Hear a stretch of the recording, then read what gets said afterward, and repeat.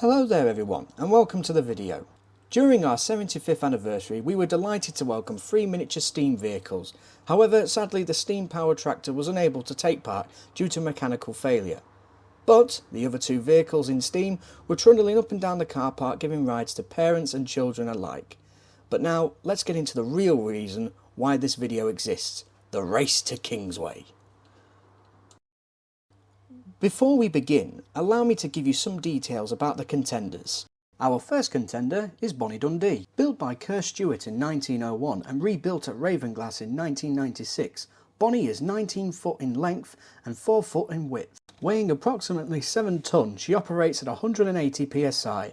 She is the main member of the steam fleet of the CCLR and will represent the railway during the race. Now, on to our next contender, the Sentinel Steam Lorry.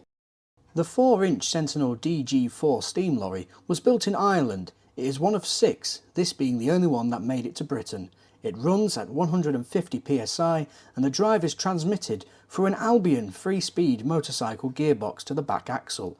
It is capable of 16 miles an hour. It will happily tow 6 adults and 2 children. During this race she was operated by Lloyd Harrison and his son Marshall of Lloyd Harrison and Sons of Lincolnshire.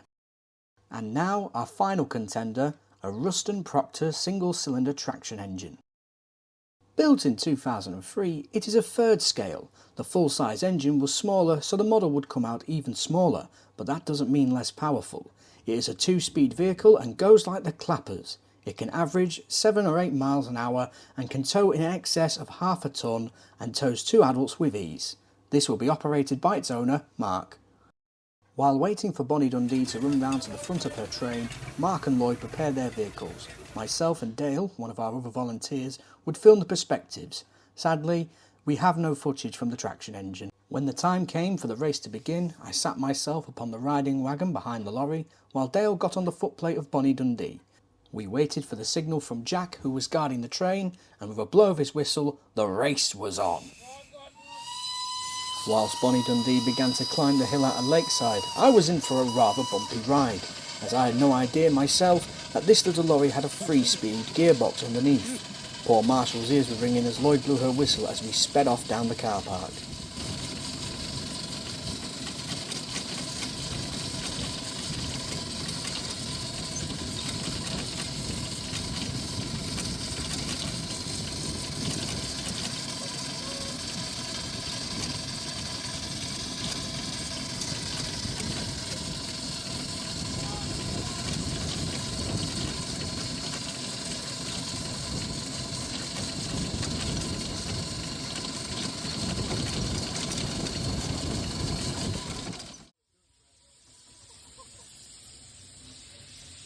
As myself riding on the train creaked out of Lakeside, I noticed a lorry had already raced off down the car park.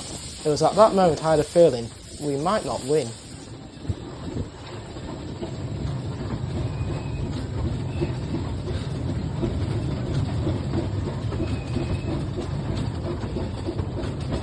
Come on, girl. Come on, darling. Come on. Come on.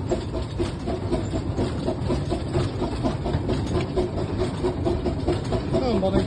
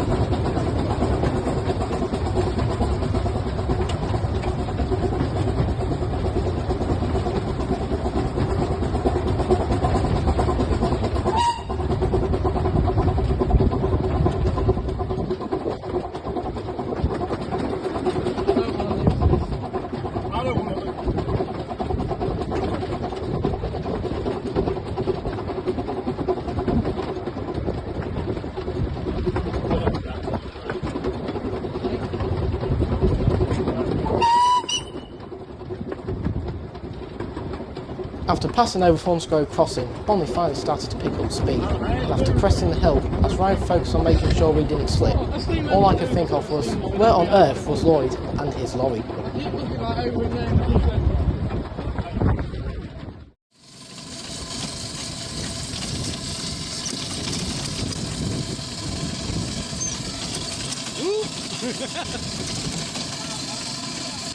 As Bonnie and the train passed through the floodgates and Roundshed Bend, we continued to gain speed.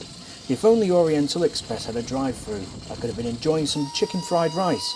However, my thoughts were disturbed once again as Lloyd blasted the whistle as we passed a car just entering the car park.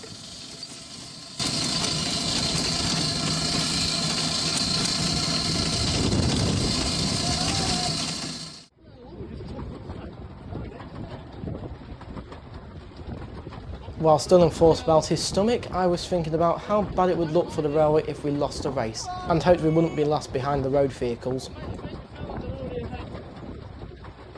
As the train gained more speed and the lorry was speeding through the car park, we received word that Mark had lost his chimney extender for his traction engine, due to his vehicle bouncing a lot due to the high speed.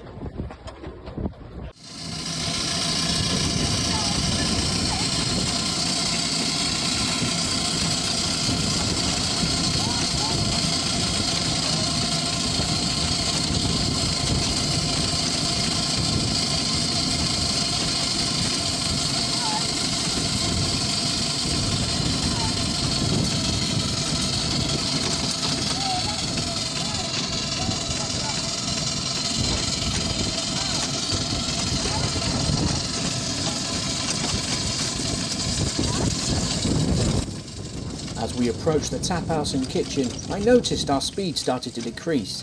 That's when I realised the concrete barriers in front of us were going to be more of a challenge than we expected.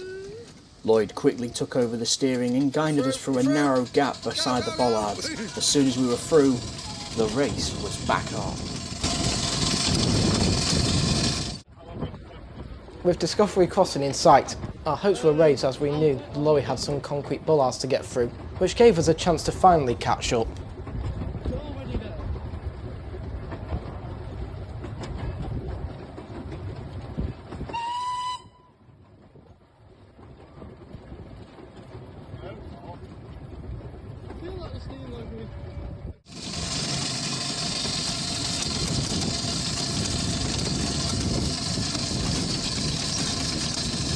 Without knowing the distance between ourselves and the train, Lloyd quickly put the lorry into overdrive.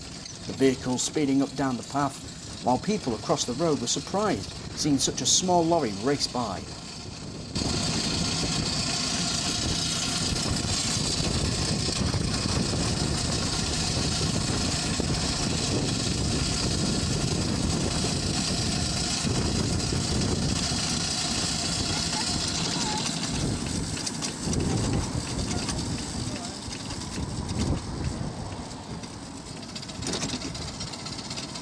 Whilst bobbing and weaving past cars in the car park, we approached Lakeside Ice Cream Parlour, not realising the train crew had just spotted us, realising that they were far behind.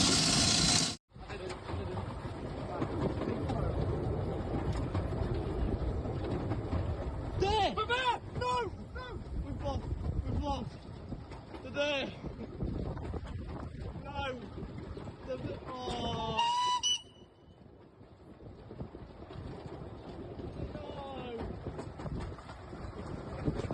Back now. They're gonna beat us as well on that. Yeah. Back Kingsway! No! Oh no! We've lost! No! Bonnie!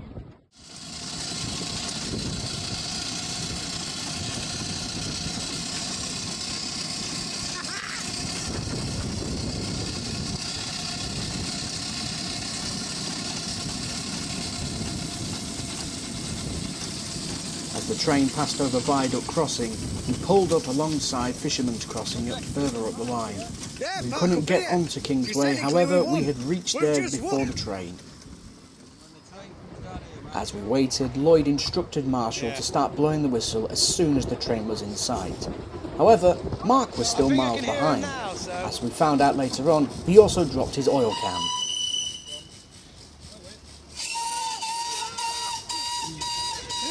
We celebrated our victory by blowing the whistle as loud as possible and watched as all the passengers looked so sad as they realised they had been beaten by a little lorry.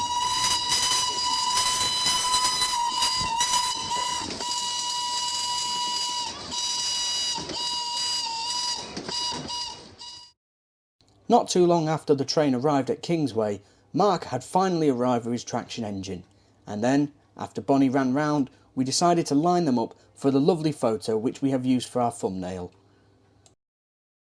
We all hope you enjoyed our race to Kingsway. I can safely say I rather enjoyed myself, even though we lost. Oh well, better luck next year, Dale. If you're enjoying the content we are posting, Please give us a like and share this video with your friends and family. and subscribe for more. My name is Dylan, And my name is Dale. and until next time, Cheerio!